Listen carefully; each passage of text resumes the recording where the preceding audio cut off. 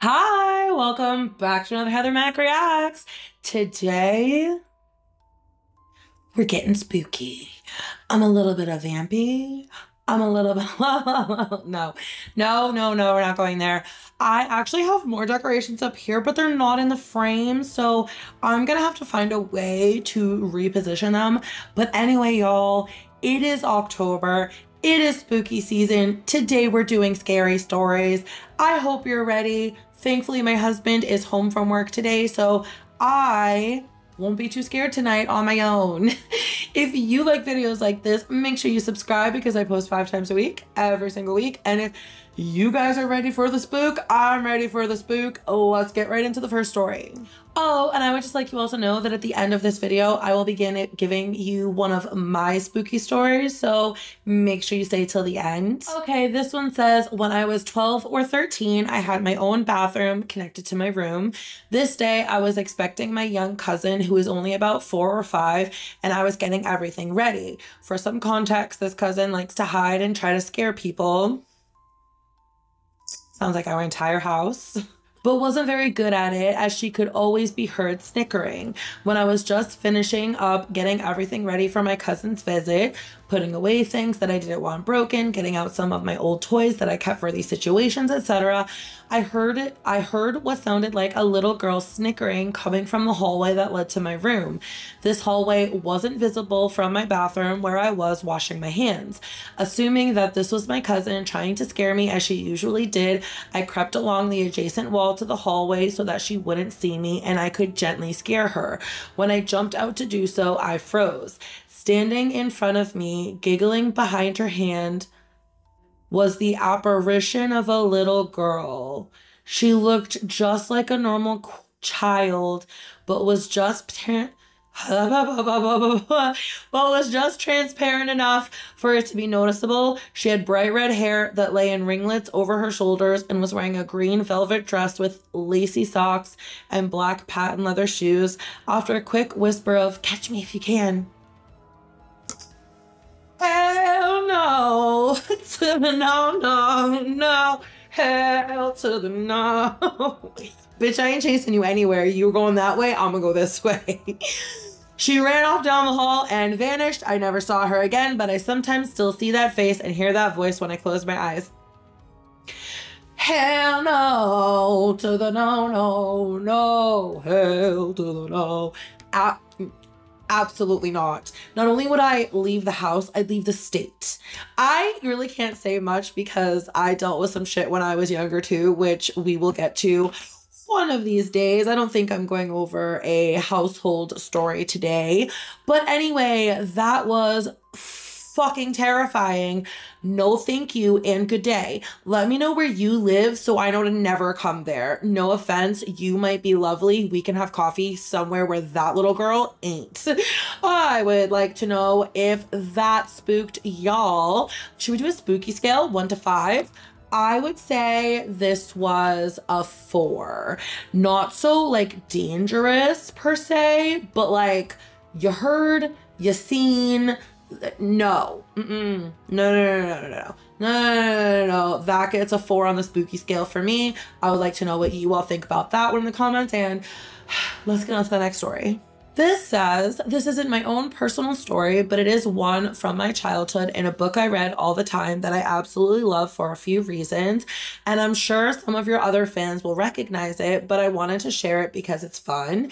It's one that also appeared on an old TV show that was really fun, so I will share this story and then you can decide if it's based on truth or if it's completely fictional, and also the spooky scale. You might even recognize it, and if you don't and you don't guess correctly, I will reveal the answer afterwards. Ooh, okay, it's like a game. So here it goes. A woman is driving home late at night on a lonely road. Suddenly, a large truck appears behind her. She notices that the truck is following closely and its driver repeatedly flashes the high beams at her. So annoying. Feeling scared, the woman tries to speed up and take different turns to shake off the truck, but it keeps following her, continuing to flash its high beams. As her fear intensifies, she decides to head straight home, hoping to find safety there. When she finally arrives home, she jumps out of the car and rushes inside, yelling for help. The truck driver pulls into her driveway and also jumps out, shouting at her not to go inside. At this moment, the truth is revealed. The truck driver explains that he wasn't trying to scare her, but was actually trying to protect her. As it turns out, there was a man hiding in the backseat of her car. Every time the man tried to sit up and attack her, the truck driver flashed his high beams to warn her and scare the man into hiding again. The story concludes with the revelation that the truck driver's quick thinking and persistence likely saved the woman's life. Have a great night and happy Halloween. That's the thing, dude. Like, what's scarier, a ghost or like a real ass person with like a knife? Like, I know people that every single time they get into their car, they check the back seat. Let me know in the comments, do you check your back seat every time you get in your car? I do not, because I know for a fact that I lock my car every time I leave. Like, I'm sorry, I'm from New York. Half of my childhood, half of my young adulthood was spent living in a town that also houses the county jail. So like, you lock your doors or you gonna lose some shit. Like, you might lose your whole car. You lock your doors where I'm from. So I just always do. And that kind of stuff doesn't happen to me. Anyway, on the spooky scale, I'm gonna give it a 3 because there actually could have been some unaliving there, but there wasn't a ghost, it was a real person. So we're gonna drop that one down to a 3. I would like to know what you think about that. What's your spooky score on that story? And let's get on to the next one. This says, I used to work at an elementary school in New Hampshire. I actually went to college in New Hampshire. This was a school that was on the grounds of an old Catholic hospital. Now, the current hospital is literally right next door. On the second floor, there was one long hallway flanked with doors, just like in a Scooby-Doo hallway chase scene, sans the flaming sconces. I was hired midway through the year, and the moment I was assigned to my second-story classroom, all the kids told me to watch out for the ghost doors. I'm sorry. I think you could have just ended with ghost and I'd be out the door. I laughed it off thinking, hey, it's just a bunch of 4th graders having a laugh with the new teacher. I'd be laughing all the way to my car, okay? After some time at that school with nothing out of the ordinary, I was with my co-teacher in our classroom about 30 minutes before students arrived for the day. We were both reading emails in silence with the lights off. To our left, the door that we share with our buddy classroom slowly opens. We both turn our heads and expect to see an early drop-off kid come in to say hi. No one was there, just the door open about halfway. No one was even in the other classroom. I stood up since I sit right next to the door and closed it, not thinking much of it. It clicked and I gave it a little jimmy to make sure it was closed. Should I get out my pulse oximeter? We might as well. Maybe a week or so goes by and I'm assisting a small group with math. There are maybe 7 students at my table. Right as I stopped talking and they got to writing their names on the worksheets, the door to my left opens again. It doesn't creak open. It opens like someone was walking through it with urgency, and it's a heavy door. Let me turn off that. My husband's growling at my baby. We're at a 115, okay? The heart is hearting. So what you're trying to tell me is a heavy door flung the fuck open in the middle of class and no one was behind it? I would pick up as many of those kids as I could and run for the hills, actually. This time I'm sitting right next to it. The kids all sit still and watch it swing open right next to my arm. As I moved to close the door, a student piped up and said, "Just wait." We all just sat and watched the door. The entire class on both sides of the door were now completely silent and wide-eyed. After what felt like 5 minutes, but was probably only 30 seconds, the door began to close, kind of slow at first, but then it slammed shut.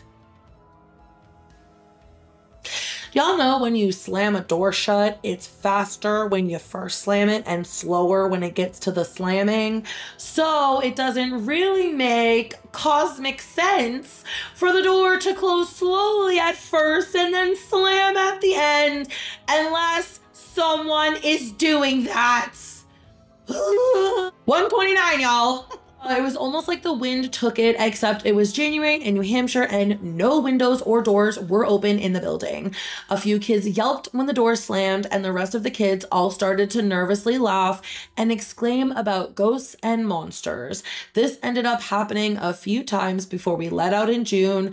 I came back from a trip where I missed a Friday, and that following Monday, it was all talk about the ghost door and how I missed it because I was gone. So yeah, not incredibly horrifying, but still pretty weird. Ma'am, excuse me, ma'am. You're not horrified that a door slammed open and shut in your presence and no one did it? You're getting a 4 on the spooky scale because there's no one there? Why is the door slamming open? When I tell you that I probably would have cried, not because I'm sad, not because I'm scared, but just because, like, what do you do in this instance except for cry? Holy crap, girl. No, thank you. We are down to 121. We'll see if the next story brings me up or drifts me back down. Maybe the next one isn't so scary. It's from the same viewer though, so I don't have high hopes. I would like to know what you all think about that one in the comments. Let me know your spooky score for the special slamming doors, and let's get on to the next story. I am a military kid, so we moved around quite a bit as kids. We were living in Japan when I was in grade school for about 3 years, so I obviously acquired quite a few Japanese things living there. One in particular was a small music box. I got it as at a handmade trade fair in 2nd grade with my mom and sister. They had it for years, used it for my earrings every day, then had it for years, used it for my earrings every day until I was 13. I came home to my dad, who was terribly narcissistic and abusive, trashing my room. Apparently, I had taken too long to put away my laundry, so he decided I was grounded forever and deserved a prison cell and not a teen's room. He destroyed that handmade tiny music box in one stomp, along with my CD player and my radio and just about everything else, all while saying, if you want to live in a pigsty, then let's really go for it. I think most of you know how I feel about that sort of parenting. Then he made a big scene of clearing my room out and throwing everything into the dumpster bins. I watched the next morning from my window as everything I owned, except for some clothes and my furniture, was gone. That makes me so sad, dude. Like, when you're a teenager, like, you're proud of the things you've collected by that age. My sister and I literally used to talk about how he destroyed that music box all the time. Well, about 6 moves later, I was packing my things to move to New Hampshire from California. I saw the music box. I picked it up and it had the earrings I wore when I was 11, 12, 13. I immediately yelled to my sister, and when she saw the box in my hands, she said, "Whoa, cool. Did you find one just like it online?" I said, "No, I just found it here." She looked at me like I was just messing around with her until I opened it and showed her the earrings inside. She's my baby sister, so she always used to steal my jewelry. Seeing the pair of neon pink Hot Topic studs that she always wanted to get her grubby little hands on convinced her I wasn't lying. We both started kind of low-key freaking out. Where the F did this come from? How did it get here? We had moved so many times and had never seen it, and we watched him destroy it. How the hell was it just sitting at the bottom of my bookshelf? Still to this day, we have no idea what the fuck is going on, but I'm glad to have my $6 studs and my tiny box back. It even plays the song still. No clue how that's possible, but it wrinkles my brain trying to figure it out. What the fuck did I just read? Hold on. I'm getting a call. Hello? Yeah, hi, Ghostbusters? Hi, yes, I need to report an incident. Yes, it's urgent. Yes, you need to get here now. Okay, we'll see you soon.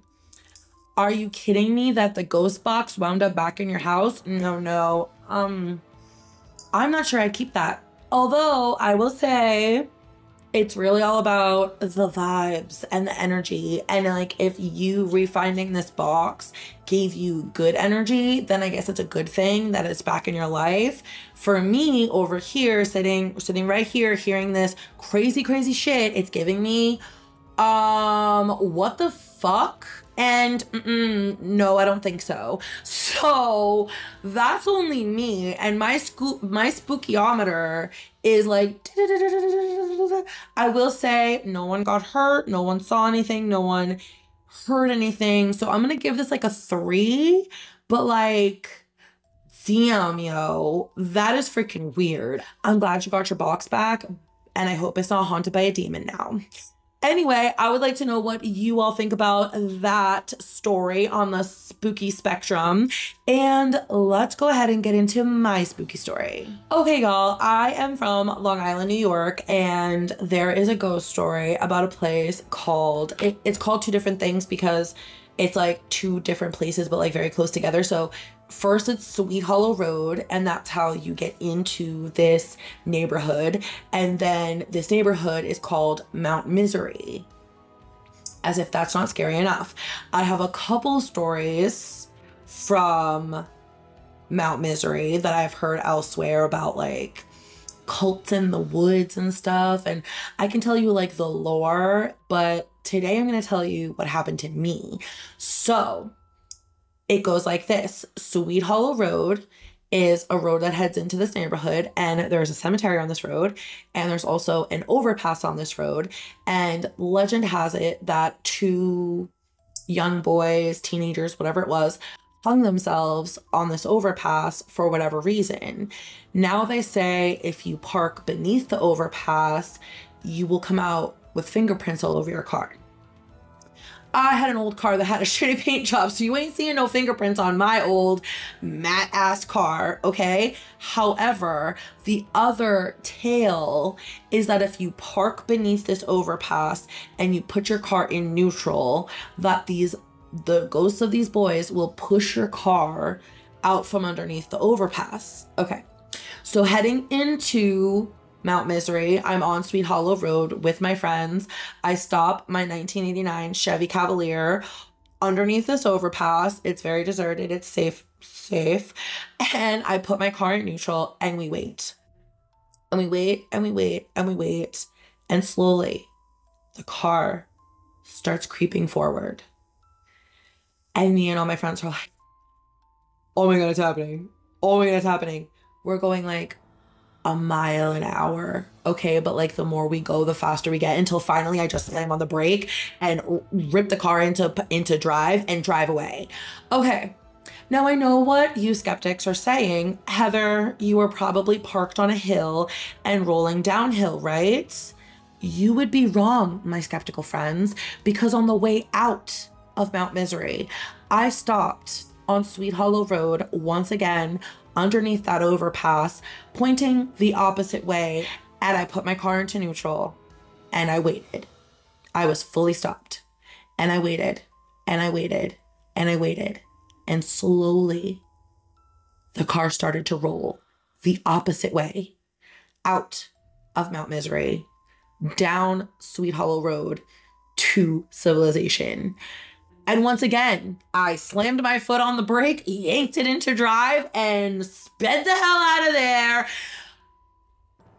Because even though I thought I was brave back then, I was still chicken shit. And now I'm old enough and mature enough to admit that I am chicken shit. Anyway, those are all the spooky stories I have for you today. I would like to know what you think about my spooky story. Give me a 1 to 5 on the spooky spectrum down below in the comments. Please send me your stories. I have a couple more. I have enough to get through next week, maybe a little bit into the week after that. But the more y'all send me, the more I can do. I can maybe look around on the internet for some other stories, but I would really like yours as well, and I will share more of mine. Don't forget, you can send them to contactheathermac@gmail.com. Also, don't forget that we have a playlist of over 375 MID whole videos up here that you can binge. Please don't forget to like, don't forget to subscribe, and I'll see you in my next video. Bye!